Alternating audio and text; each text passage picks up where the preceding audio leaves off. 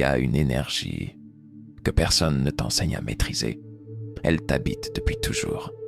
Tu la ressens dans le feu d'un regard, dans ce frisson, là, quand une idée t'obsède. Elle te traverse comme une onde, brutale, vivante, animale. Mais ce que tu ne sais peut-être pas, c'est que cette énergie n'est pas là pour te distraire, ni pour te dominer. Elle est là pour te faire créer. Les anciens sages l'ont murmuré. Freud l'a décomposé. Napoleon Hill en a fait le moteur des plus grands bâtisseurs du monde. Et si je te disais que derrière chaque chef-d'œuvre, chaque empire, chaque révolution personnelle, il y a la même source primitive, brûlante, intime. Ce n'est pas une vidéo sur le sexe. C'est un voyage au cœur de ton énergie vitale, celle que tu dois apprendre à canaliser ou regarder te consumer lentement. Bienvenue dans une exploration interdite, puissante et nécessaire. Un terrain où l'on parle de grandeur, de désir et d'héritage. Mais attention, ce que tu vas entendre ici pourrait bien changer ta façon de voir, ta propre puissance. 1. Le noyau brut du désir. Il y a dans chaque être humain un courant souterrain, silencieux, mais constant.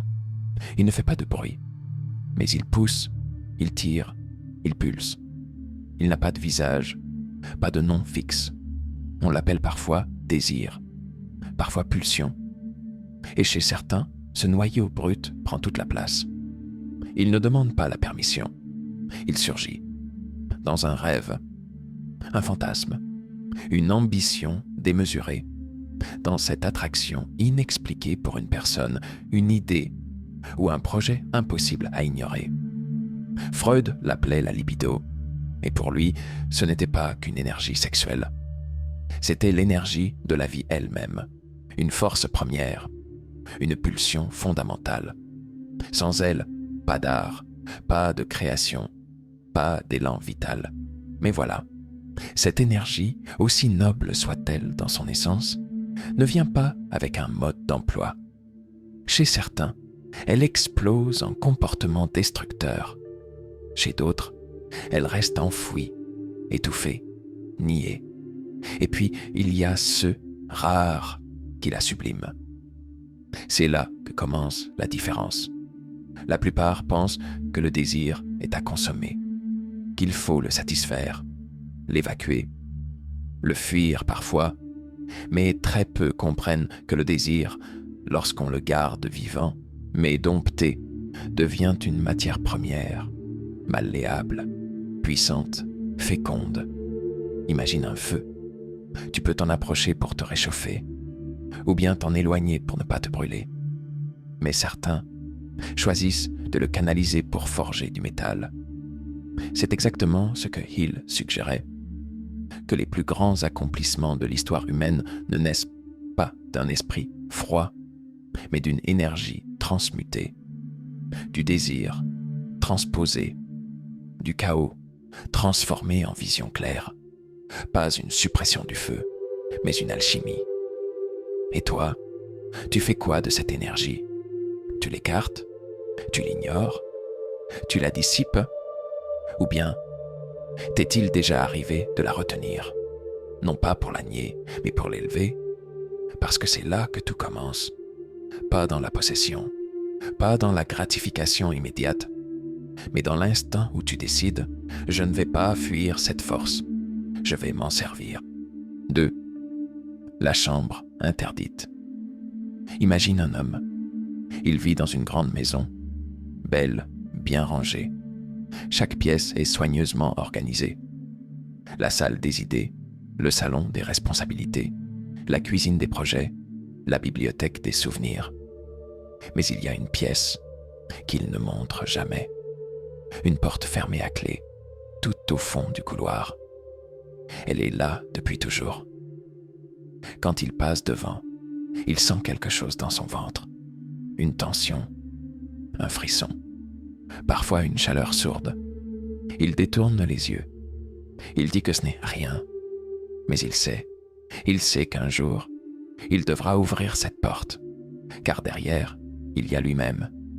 Pas l'homme social, pas le travailleur, pas le père, ni le fils, mais l'être brut, celui qui désire, qui rêve, qui ressent tout, trop fort, trop vrai. C'est là que vit son énergie. Une énergie indomptée, sauvage. Elle n'a pas de règles, pas de morale. Elle n'a qu'un langage, le feu. Et ce feu, il peut tout faire. Il peut brûler la maison, détruire ce qu'il a construit. Ou bien, il peut l'illuminer de l'intérieur, faire jaillir une musique qu'il n'avait jamais osé composer, peindre un tableau qu'il met à nu, créer une œuvre, une entreprise, une vie qui a du souffle. Mais pour ça, il faut oser tourner la clé. Il faut arrêter de craindre ce qu'il y a derrière. Il faut plonger, yeux ouverts, dans cette chambre interdite. Et ce n'est pas facile, parce que cette énergie, elle te regarde en face. Elle te dit « Tu m'as refoulé, exploité, rejeté, mais je suis là, je suis toi, et je ne partirai pas tant que tu n'auras pas appris à me transformer. » Ce n'est pas une scène de film, c'est ce qui se joue chaque jour, silencieusement, en chacun de nous. La pièce est là, et tant que tu refuses d'y entrer, tu vis à côté de ta propre puissance. Mais la bonne nouvelle, c'est que ce feu attend juste une étincelle pour devenir une flamme consciente. Et c'est à ce moment-là que la vie cesse d'être supportée, pour devenir créée. 3. Tu le sens, pas vrai? Ce tiraillement, là, quand tu veux faire plus, mais tu n'y arrives pas, quand tu regardes quelqu'un réussir, créer, avancer, et qu'une partie de toi se dit « Moi aussi, j'ai ça en moi », mais ça ne sort pas. C'est pas que t'es paresseux, c'est pas que t'es incapable, c'est que tu ne comprends pas encore d'où vient ta vraie énergie. Tu crois que c'est la motivation, que c'est la discipline, que c'est la stratégie. Non, c'est le désir brut, pas le désir propre, celui qu'on accepte, le désir indompté, celui qu'on cache, celui qui te fait rougir, celui que tu crains un peu, mais qui est là depuis toujours. Tu le refoules, tu le domptes, tu fais ce qu'on t'a appris à faire, tu fais semblant qu'il n'existe pas.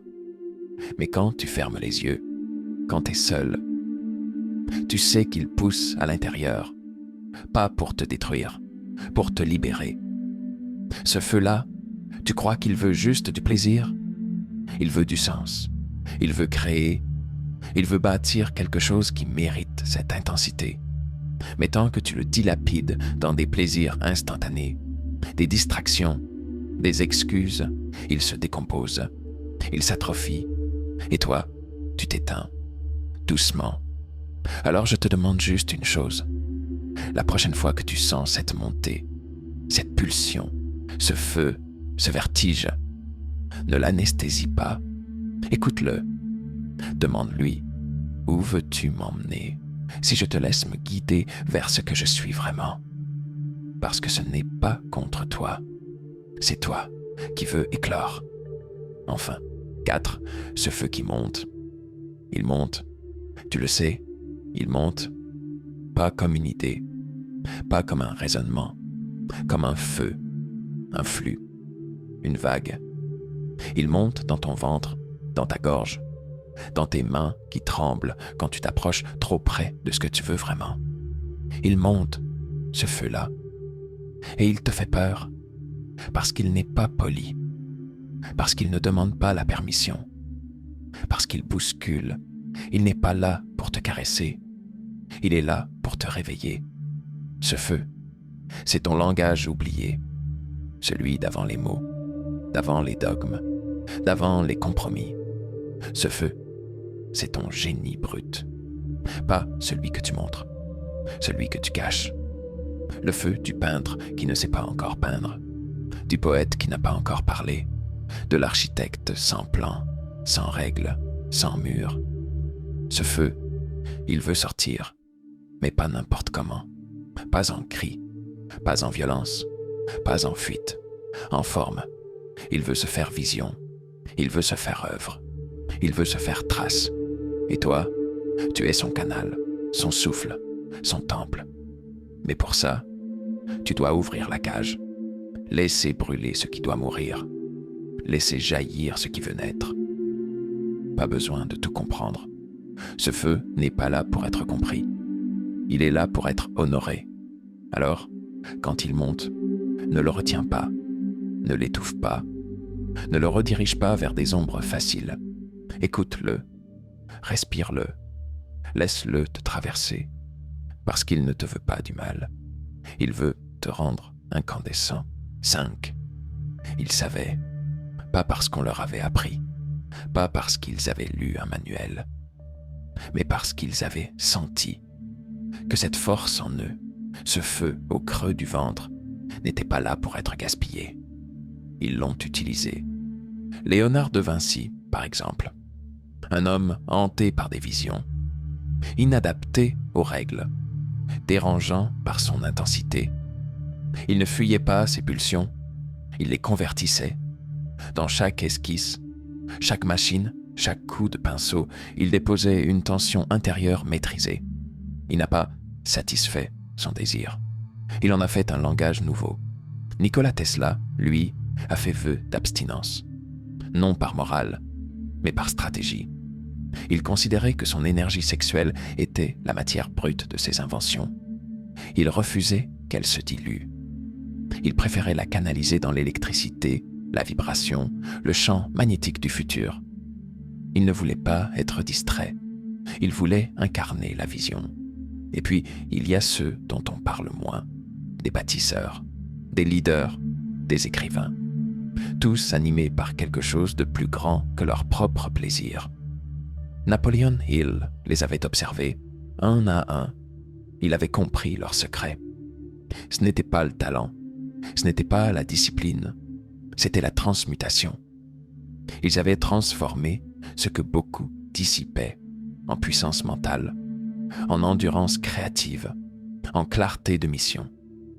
Et c'est là toute la différence. Pas de refoulement, pas de déni, une maîtrise, une alchimie. Tu crois que c'est un hasard, ces éclairs de génie, ces périodes de productivité surhumaine, cette intensité qui dure pendant que d'autres s'éteignent? Ce n'est pas un hasard. C'est une volonté orientée. C'est un feu dirigé. Ils savaient. Et maintenant, tu sais aussi. 6. Tu veux la vérité? Tu la gaspilles. Ton énergie, ton feu, ton génie. Tu le dilues dans des écrans, des scrolls, des fantasmes vides, des plaisirs pressés que tu oublies 3 minutes après. Et tu le sais. Tu sens que quelque chose en toi s'épuise chaque fois que tu cèdes. Pas physiquement, énergétiquement. Tu pourrais créer, bâtir, écrire, inventer, mais tu consommes. Tu pourrais parler au monde, mais tu t'excuses. Tu pourrais prendre cette force qui t'habite et en faire un putain de chef-d'œuvre, mais tu l'enterres sous du bruit. Et le pire, c'est que tu crois que c'est normal. Tu crois que tout le monde fait pareil, alors ça va. Tu crois que t'as le temps. Tu crois que l'inspiration viendra plus tard. Tu crois que ton énergie est illimitée. Réveille-toi. Chaque fois que tu choisis le confort au lieu de la maîtrise, tu deviens plus petit. Chaque fois que tu donnes ton feu à ceux qui ne méritent pas ton souffle, tu t'effaces. Pas devant les autres, devant toi-même. La transmutation, c'est pas sexy. C'est pas un mantra spirituel. C'est pas un filtre Instagram. C'est une putain de discipline. C'est du silence. C'est des choix inconfortables. C'est la décision de faire passer ton art avant ta distraction. Ta mission avant ton ego. Personne ne viendra t'y forcer. Il n'y a pas de raccourci. Pas de méthode miracle. Il y a juste toi, ton feu, et ce que tu es prêt à en faire. Alors, tu veux continuer à vivre en pilote automatique, ou tu veux redevenir le moteur. Tu sais maintenant, ce feu en toi, ce souffle qui monte, ce n'était pas une distraction, c'était une direction. Tu peux continuer à le fuir, l'étouffer, le dilapider, ou bien tu peux le transformer. Tu peux bâtir avec, créer ton œuvre, laisser une empreinte qui survivra à ton nom. Ce script n'était pas juste une vidéo, c'était une clé. Et maintenant, la porte est devant toi. Partage cette énergie. Parle-en, incarne-la, mais surtout, commence.